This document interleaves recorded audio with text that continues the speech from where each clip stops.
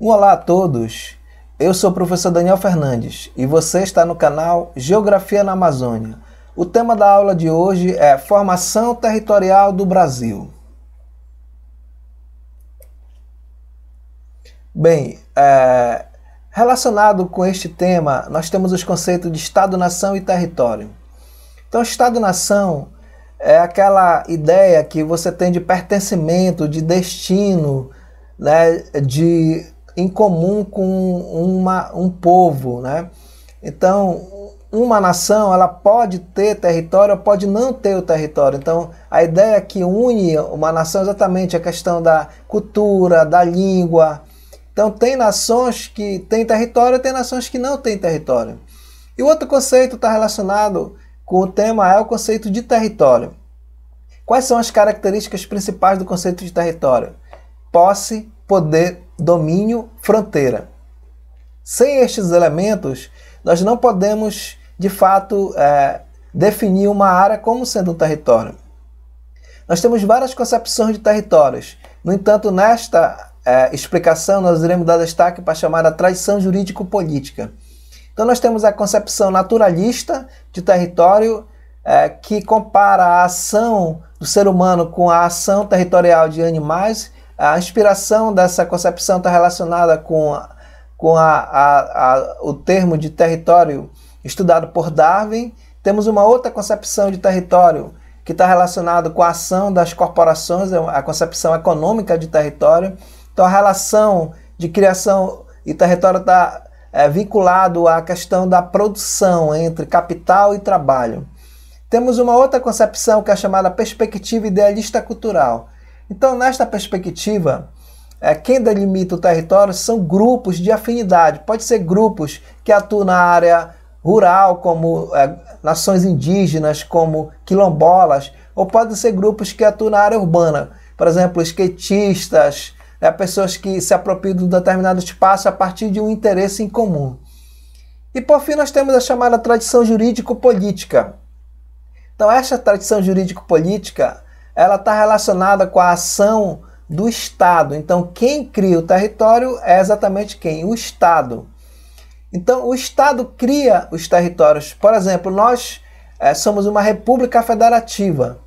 Então, dentro do nosso território, nós temos 3 níveis de Estado. A União, os Estados federados e os municípios. Então, cada um desses entes possui um território delimitado a partir de leis ou municipais, ou estaduais, ou federais. E, no caso do nosso país, a partir de tratados internacionais.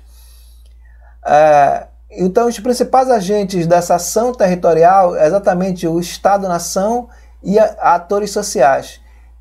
A inspiração para essa concepção de território está baseada principalmente em Hudson. Hudson quem deu um destaque para essa ação territorial a partir da ação do Estado. Então, como nós estamos vendo agora neste mapa, nós temos aí a localização e a posição geográfica do Brasil. Então, o Brasil ele está localizado no hemisfério ocidental.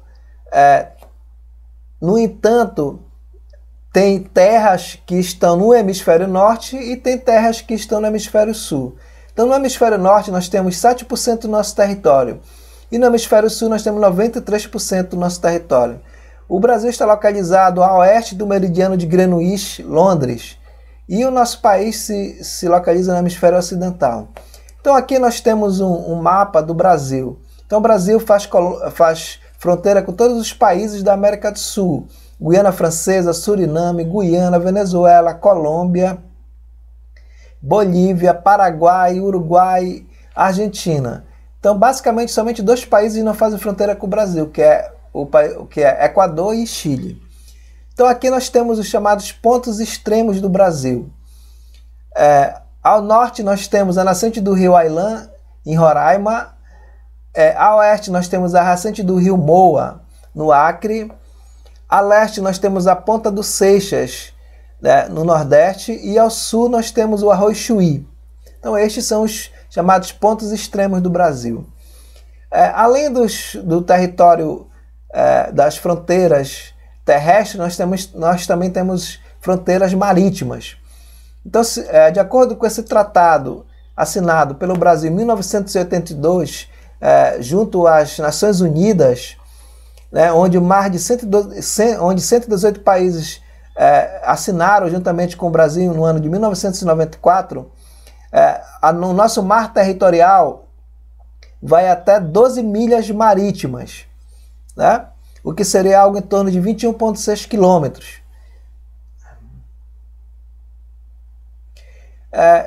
E aqui nós vamos para o nosso segundo tópico, definição dos contornos do Brasil e política de colonização. Então, em termos de dimensão territorial, o Brasil ele é o quinto país do mundo em território, com 8.515.767 km². Então, o maior país do mundo em território é a Rússia, que possui terras tanto na Europa quanto na Ásia. O segundo maior país é Canadá, fica na América. O terceiro é a China. O quarto é os Estados Unidos na América. O quinto, o Brasil, e o sexto, a Austrália. Damos destaque dois aspectos no que concerne ao espaço pré-colonial e colonial do Brasil. Então, o espaço pré-colonial a gente chama de espaço indígena. Então, esse espaço indígena era baseado na chamada divisão do trabalho relacionado com a idade e com o caráter sexual. Então, os nossos povos indígenas faziam uma divisão do trabalho baseado na idade e no sexo. Existia no nosso território, nessa época, o chamado comunismo primitivo. Quer dizer, os países, a terra pertencia a todos de um povo indígena. Então, a terra pertencia a todos, a forma de habitação era comum, havia uma divisão de alimentos, da caça, da pesca, da coleta. Então havia o que a gente chamava de comunismo primitivo. Relacionado ao chamado espaço colonial, nós temos algumas características marcantes nessa chamada política colonial. Uma delas é o povoamento litorâneo. Então a maior parte e ainda a gente pode destacar que até nos dias atuais, a maior parte da população se localiza no litoral. Então o povoamento do Brasil no período colonial foi basicamente litorâneo. Ao longo do tempo é que houve, através das chamadas frentes de expansão, que houve uma interiorização. O tipo de colonização era chamada colonização por exploração. Então nós sabemos que existem dois tipos de colonização: a colonização por exploração e a colonização por povoamento.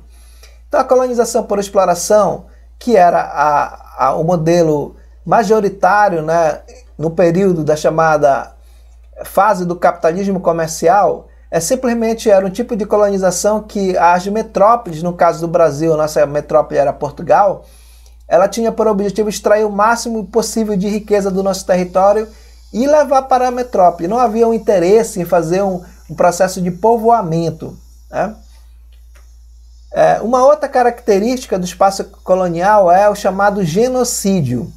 Então, o que é o genocídio? Então, o genocídio é quando você tem a eliminação física de uma determinada grupo étnico. Então, nós podemos afirmar que no nosso país ocorreu de fato um genocídio, onde basicamente as nações indígenas quase todas foram exterminadas. Então, se nós pegarmos hoje o censo do IBGE, do Brasil, você vai perceber que os indígenas representam pouco menos de 1% da nossa população.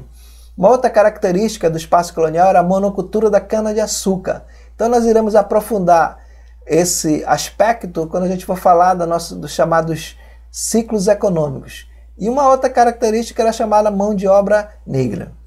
E aí nós temos um outro tópico que fala sobre os tratados. Então é dado destaque para três tratados. O Tratado de Tordesilhas, 1492, os Tratados de Madrid, 1750 e o Tratado de Petrópolis, de 1903. Então, mais em frente nós iremos abordar esse tema. Então aqui, como nós podemos observar, nós temos aí um mapa que, com a distribuição dos grupos indígenas antes da chegada dos colonizadores. Então você percebe que na nossa região, aqui na Amazônia, temos destaque para alguns grupos, como o Caribe, né, como os Aruaques, os Panos. Então esses grupos se destacam. E também o grupo Tupi-Guarani, também tem um destaque na nossa região. Então você percebe também que o Tupi-Guarani, na realidade, eles fizeram uma grande diáspora. Se espalharam praticamente por todo o Brasil, pelo Brasil Central, pelo Sul, pelo Nordeste. Nós temos aí, no Brasil Central, destaque para o Grupo G, no Nordeste, grupo chamado de Cariri, no Sul, chamado Charrua. Temos também aí a ação dos tucanos aqui na nossa região, aqui na Amazônia. Então essa é a distribuição dos grupos indígenas antes da chegada dos colonizadores. Aqui nós temos, dentre os 3 tratados que foram destacados, temos o Tratado de Tordesilhas. Então nós sabemos que o Tratado de Tordesilhas foi um tratado que foi assinado entre Portugal e Espanha. E basicamente é o primeiro tratado que define uma área territorial para o nosso país. Então aqui você consegue perceber o tamanho da área territorial que pertenceria aos portugueses pelo Tratado de Tordesilhas. E aqui nós temos um outro mapa que você percebe o tamanho total do Brasil. Aí nós damos destaques nesse mapa aqui. Nós temos uma série de tratados que deram formato final ao nosso território. Damos destaque, além do Tratado de Tordesilhas e do Tratado de Madrid, que nós iremos comentar um pouco mais em frente, um outro destaque que nós damos é o Tratado de Petrópolis, né, que definiu a compra do Acre pelo Brasil, né, através da ação dos seringueiros. Né? Então nós tivemos aí, nesse caso, um tratado adquirido por acordo bilateral. Então houve um acordo comum entre Brasil e Bolívia que definiu essa área que hoje é o Acre como sendo parte do território brasileiro. Nós damos um destaque também aqui, queremos comentar, do Tratado de Madrid, de 1750, que foi implementado um princípio chamado princípio uti possidetis. Então esse princípio, ele diz assim: se você tem a posse, você tem a terra. Então, basicamente, pela ação das frentes de expansão, o nosso território ele passou a ter o tamanho que tem hoje. Então, pelo princípio uti possidetis, implementado pelo Tratado de Madrid, o Brasil praticamente passou a ter a dimensão territorial que tem hoje, né? O terceiro tópico que nós iremos abordar é as chamadas frentes de expansão territorial, que de fato tornaram possível que o Brasil passasse a ter o território que tem hoje, como eu já destaquei, através do chamado Tratado de Madrid, pelo princípio uti possidetis. Então, a primeira frente de expansão nós destacamos a ocupação do sertão nordestino, século XVII e século XVIII. Sabemos que um dos primeiros ciclos econômicos que nós tivemos foi o ciclo da cana-de-açúcar. E a partir da zona da mata houve uma expansão para o sertão, tendo por objetivo a criação de gado, através da chamada pecuária extensiva.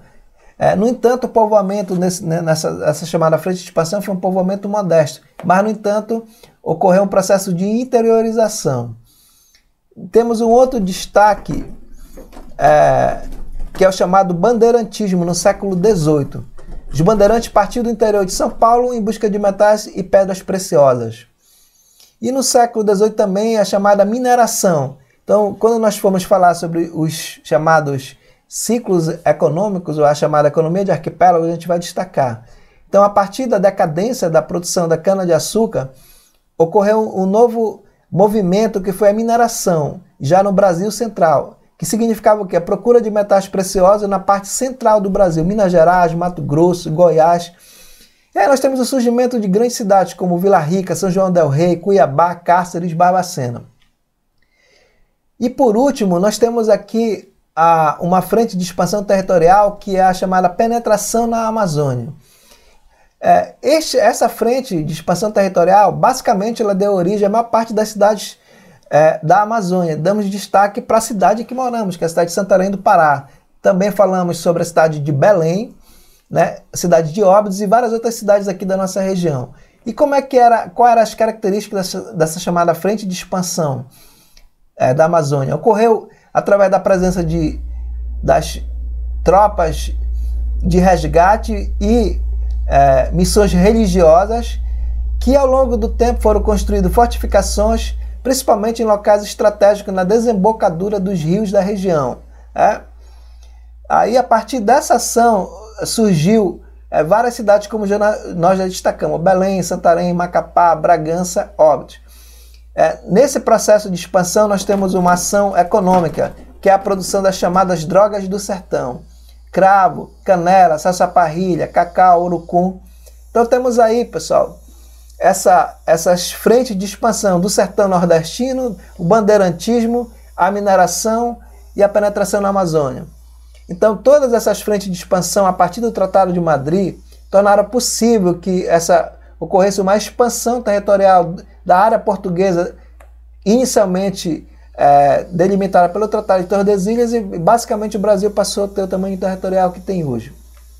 Então aqui neste mapa nós temos, no século XVII, destacado aqui de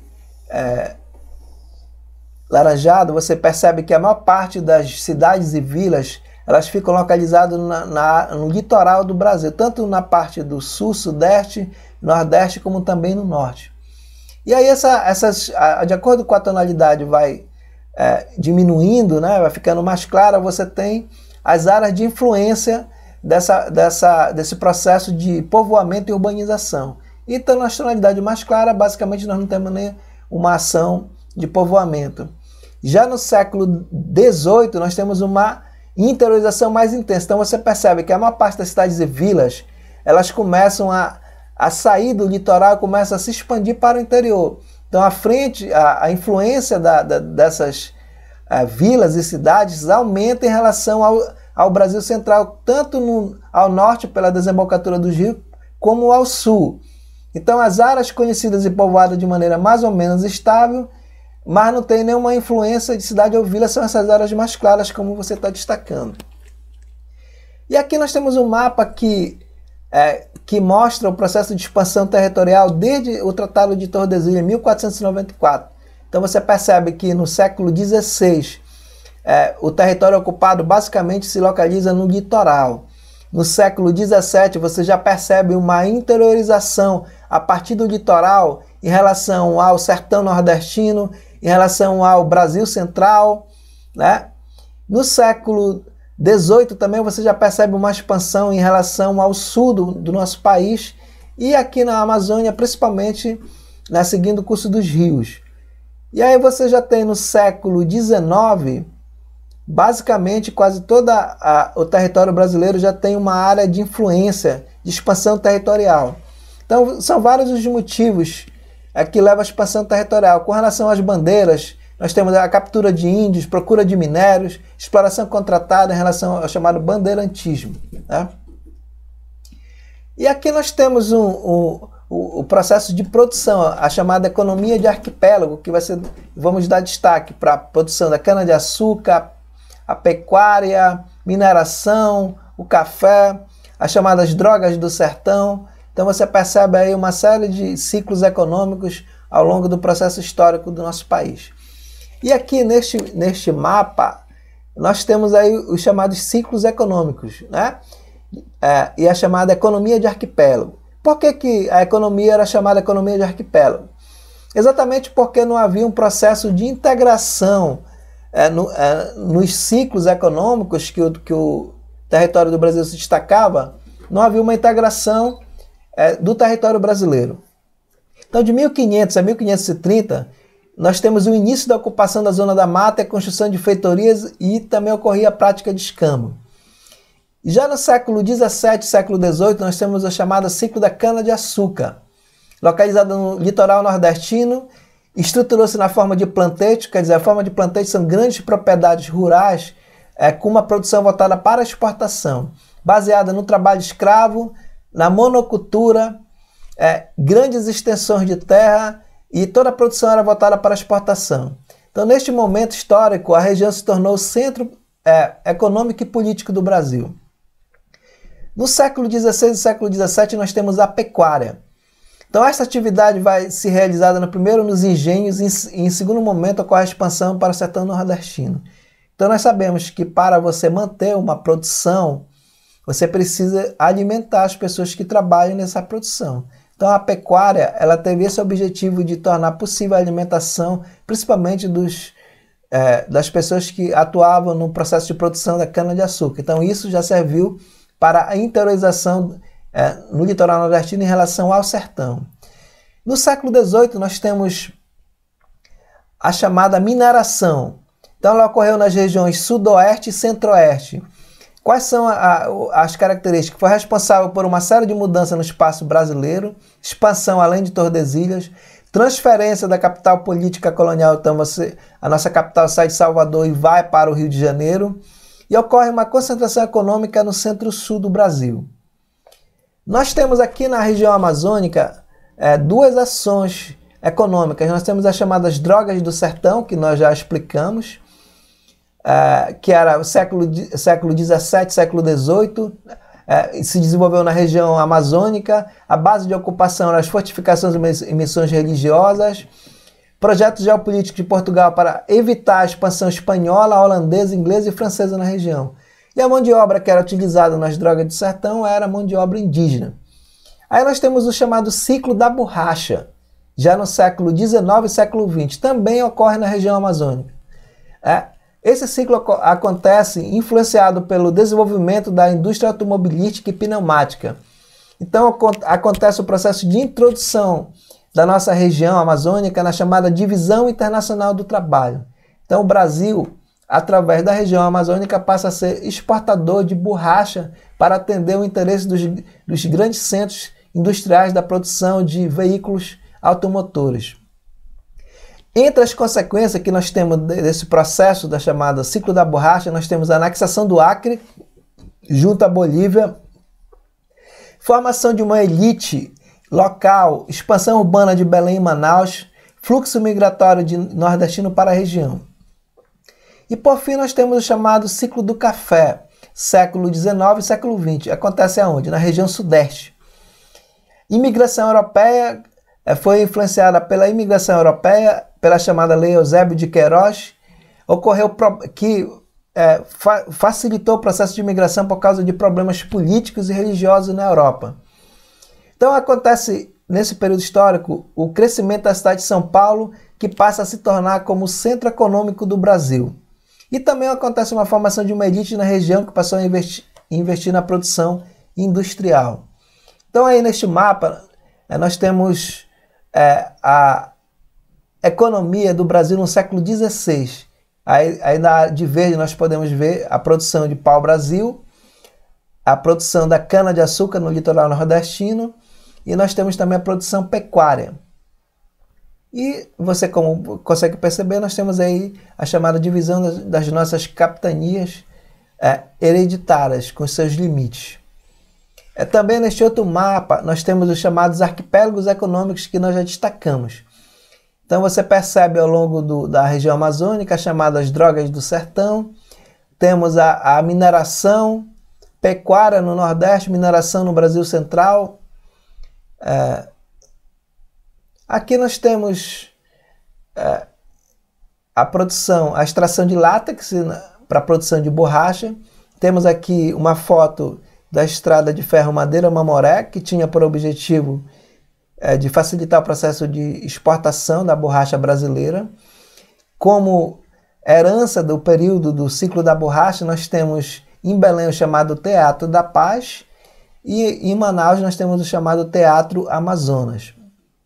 Então aqui nós temos uma placa que procura marcar a chamada expedição de Pedro Teixeira, né? Destacado na placa Pedro Teixeira, 1577-1641, líder das entradas e descobridor da Amazônia brasileira. Tomou posse em 16 de agosto de 1639 das terras localizadas da fronte da embocadura do Rio do Ouro. Tendo dito, tomou posse destas terras, se houver entre os presentes alguém que contradiga ou embargue, que o escrivão da expedição o registre. Então aí nós temos o surgimento da cidade de Belém a partir da ação de Pedro Teixeira. Temos aqui uma imagem destacada do Teatro da Paz em Belém. Temos também aqui imagem do Forte do Presépio na cidade de Belém, Pará. Temos aí o destaque para os canhões. Aqui nós temos um texto Forte do Presépio, construído no século XVII em frente à Baía do Guajará, tinha o objetivo de proteger as terras portuguesas de invasores. Está situado no Centro Histórico de Belém e atualmente abriga o Museu do Encontro, onde estão expostos os vestígios das civilizações indígenas.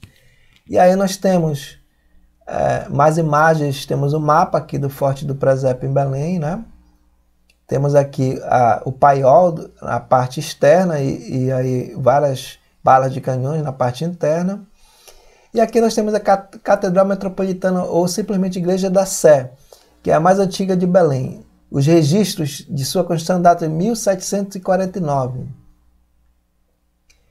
E o nosso último tópico está relacionado à chamada industrialização. Então nós terminamos a explicação dos chamados ciclos econômicos no café. Então nós sabemos que com a crise da Bolsa de Valores em Nova York em 1929, fez com que o Brasil, que tinha no café o seu principal produto de exportação, tivesse que reinvestir o seu capital em outras atividades econômicas. Então, a crise da Bolsa de Valores em Nova York, que afetou o Brasil na exportação de café, tornou possível um investimento desse capital cafeiro no processo de industrialização do Brasil. Então vamos lá. Industrialização, acumulação de capitais para a implantação da primeira fase da industrialização no final do século XIX, montagem da grande infraestrutura, ferrovias, rede portuária, rede bancária, eletricidade em São Paulo, a imigração europeia não portuguesa para substituir o trabalho escravo a partir da chamada libertação dos escravos, da Lei Áurea, elevação da população urbana implicou em um crescimento do mercado consumidor, e as grandes migrações, frente pioneira do Vale do Paraíba, por causa da decadência do café, para o oeste paulista, Campinas e Ribeirão Preto, e mais tarde para o norte do Paraná. E aqui nós temos, para concluir, os chamados fatores determinantes para o desenvolvimento industrial brasileiro. A produção de algodão, matéria-prima essencial para o desenvolvimento da indústria têxtil. Segundo, o acúmulo de capitais advindo da exportação do café, que foi investido posteriormente na atividade industrial.